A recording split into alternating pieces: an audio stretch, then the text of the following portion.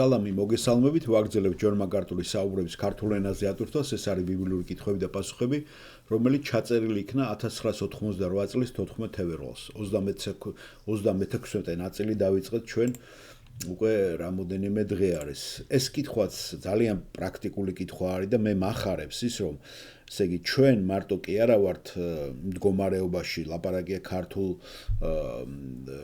ქართულ საზოგადოებაზე, რომ ძალიან ბევრი შეცდომაშია შეყვანილი, რომ თითქოს და ქრისტიანია. არამედ აგერ აი ამერიკაშიც, სადაც არის ბიბლიური სწავლება, სადაც არის დემოკრატია, 88 წელია გაქანებული ხომ და არიან ადამიანები, რომლებიც ამ შეცდომაში იქნენ შეყვანებული. ხედავთ, რომ სატანა უნივერსალურია, ის არ არის მარტო რაღაცა წითელი, შავი, ყვითელი, ამ ფერებად რო ყოფენ ხო ადამიანები. ის ერთია, უბრალოდ ფორმა აქვს მას სხვადასხვა, როცა ადამიანთან მიდის და საბჭოთა კავშირში თუ სხვადასხვანაირად იმაშრებოდა, მართავდა, თავის გეგმას ახორციელებდა, ამერიკაშიც ის არ გაჩერებულა. აი ეს არის მნიშვნელოვანი და არ არის ქვეყნების დაყოფა, ბოროტების იმპერიებად გასვოთ, Axis of Evil, რეიგანის ცნობილი გამოთქმა იყო, ხო, თუ არ მეშლება თუ ბოშის. და რომ გამოაცხადეს, ეხლაც რო აცხადებენ თითქოს და ტრამპს რო გონია, კიდე ვიღაცას გონია, რომ რუსეთია სატანა და თვითონ აქეთ სიკეთის ქნელები არიან. ამ დროს ერთი და იგივე ხელწერა არის, ესე იყო თუნდაც ცივი ომის დროს. მე გადავაფასე ძალიან ბევრი რამე შეხედულება ამერიკაზე, მთელ სამყაროზე, მთელ სოფლიოზე, როგორ მეგონა ეგრე არ ყოფილა თურმე საქმე. რომ ყველა მეგონა, ვინც იცინოდა ინგლისელი, ქრისტიანი მეგონა მე და ესე არ ყოფილა, ხო? და ასე რომ აი ეს კითხვაც მე წვენას მაძლევს, იგივე ჯონ მაკარტური თავის ცხოვრებიდან მოიტანს, რომ ისიც თავის ეტაპზე მასაც ეგონა ესე, იმიტომ რომ ეგეც იმ ატმოსფეროში გაიზარდა. ბაპტისტები იყვნენ მასი, წინამორბედი, ბაბუები, მამაც მე მგონი და მე მგონი მამა უკვე გამოიყო, უკვე ცალკე დენომინაცია გახდა და უკვე მამამ უფრო დაიწყო სწორი ისა და მათანაც ესე ასწავლიდნენ, როცა პატარა ახალგაზრდას იმას დაარწმუნებდნენ, რომ უკვე გადარჩენილია და ესე არ არის. ასე არ არის, ესე იოლად სულისხსნა არ ხდება, თუ ადამიანმა კარგად არ შეიგნო და გაიგო, თუ რას ნიშნავს ცოდვის გამოსყიდვა და რა გააკეთა იესო ქრისტემ შენს. მეც ძალიან დიდი ხნის განმავლობაში ბიბლიასაც ვსწავლობდი, მეგონა რომ ქრისტიანი ვიყავი, მაგრამ ეს არ ყოფილა ის, რასაც ქვია ჭეშმარიტი რწმენა და ზეციური შობა, რომ ყველანაირად ადამიანმა გაიგოს და შეიგნოს, თუ რას ნიშნავს იყო გადარჩენილი და იესო ქრისტეს მოწაფეობა.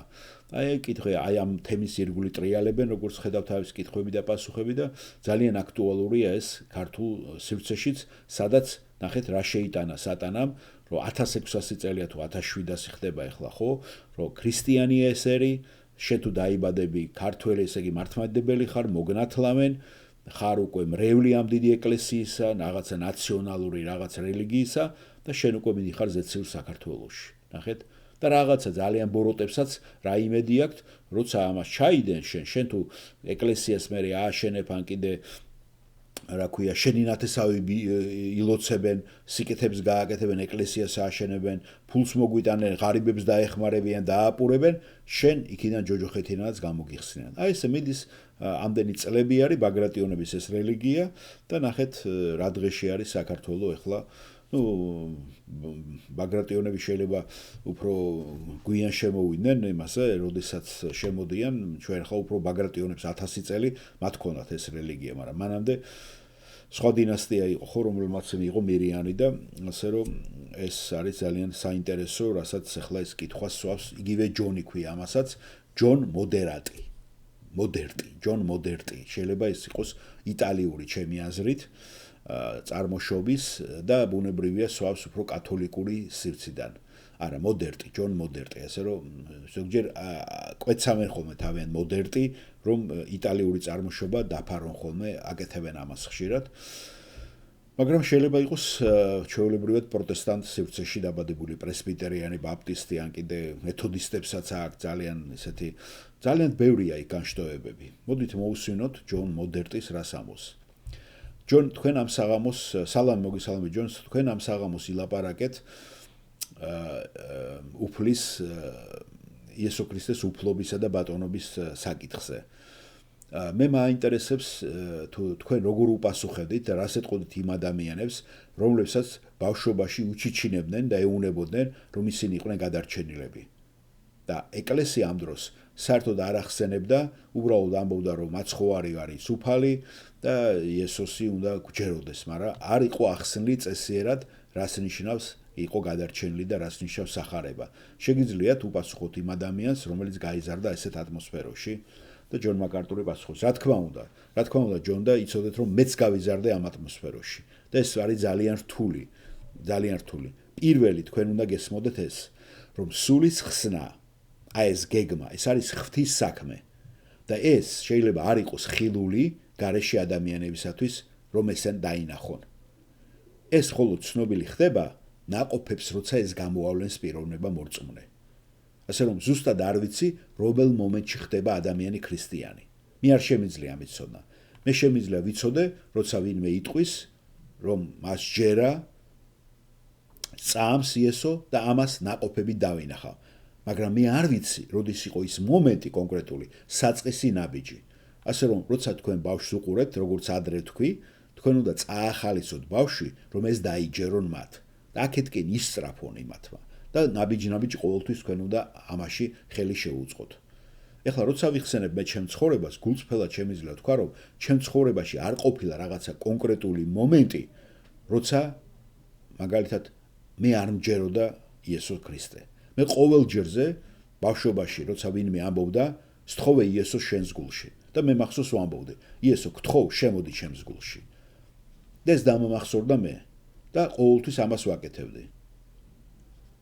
და ბავშვობაში მაგალითად თუ ბანაკში მოხვდებოდი და ჩვენ ბანაკში მივდივდით ხოლმე ხომ ქრისტიანულ ბანაკებში და როცა პიროვნება ლაპარაკობდა მაგალითად ლოცვისკენ მოგვიწოდებდა ხო მე ყოველთვის ამ მომენტს ხელიდან არ უშვებდი და ვეუბნებოდი უფალო თუ შენ არ ხარ ჩემ ცხოვრებაში გთხოვ რომ შემოხვიდე ასე რომ ყოველთვის ვადასტურებდი ჩემ წევნას გამოდვებით ძალიან გულწრფელი რომ ვიყო და გითხრათ ხო მე არ ვიცი რა მომენტში მოხდა ეს ტრანსფორმაცია ეს არ შემიძლია თქვა შემიძლია ვიხსენებ ჩემ ცხოვრებას და თქვა რომ ღმერთის სიყვარული ყოველთვის იყო ჩემს გულში რამდენადაც მე მახსოვს მე როგორც ადრეც მოგიყევით ჩემი ცხოვრების დეტალები იყო დაუმორჩილებობის მომენტები როცა ცოტა მოჯანყე ვიყავი მაგრამ რო გადავხედავ პერიოდებს როცა მე ვიყავი 8-9 წლის განსაკუთრებით ხო პერიოდის განმავლობაში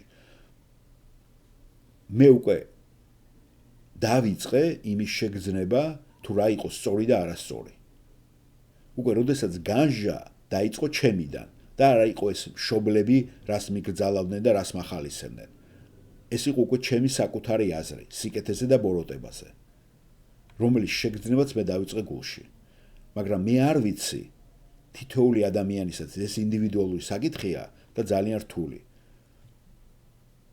მაგრამ მე მჯერა რომ ბევრი ადამიანი ვინც გაიხსენებს თავის ბავშვობას, რწმენას და რომ იცხოვრა წმენით, თუნდაც რომელიც ზოგჯერ იგნორირებდა იესო ქრისტეს, შემდეგი დროთა განმავლობაში გამოასწორა თავის ცხოვრება, დაუბრუნდა მას, ყველანაირად ღმერთი მას არ მიატოვებს და არ დატოვებს, რომ არ გადაარჩინოს.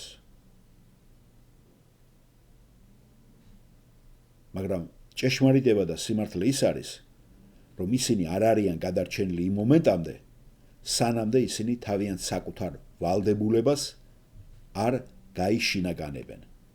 თუ რას ნიშნავს ქრისტესადმი მათი მორჩილება და დამოწაფეობა, შეგნებულად. მაგრამ ეს მხოლოდ ღმერთმა იცის როდის მოხდება. გასაგებია, დიახ, მადლობ ჯონ გასაგებია. ამიტომაც არის ღმერთის ჩვენ რო ამბობთ, ხო? არჩევისა და წინასწარ განზრახულობის ეს მოძღვრება დოქტრინა, ასეთი მშვენიერი დოქტრინა, რომ ეს ჩვენზე არ არის დამოკიდებული, გესმით? ჩვენ ვიღებთ მონაწილეობას ჩვენი თავისუფალი ნებით, მაგრამ ეს ჩვენზე არ არის დამოკიდებული. თუ ის აპირებს თქვენს გამოსყიდვას, თქვენ დარწმუნებული იყავით, ის აუცილებლად ამას მოახდენს. ყველანაირად მიგიყვანთ ის, რომ ეს შეგამეცნებინოთ და თქვენ გადადგათ შეგნებული ნაბიჯი. და სადღაც ამ პროცესის ირგვლივ გვერდზე პარალელურად ხო ღმერთი შეასრულებს ამ თავის გეგმას თქვენ ცხოვრებაში. გასაგებია, დიახ, მადლობა ჯონ გასაგებია.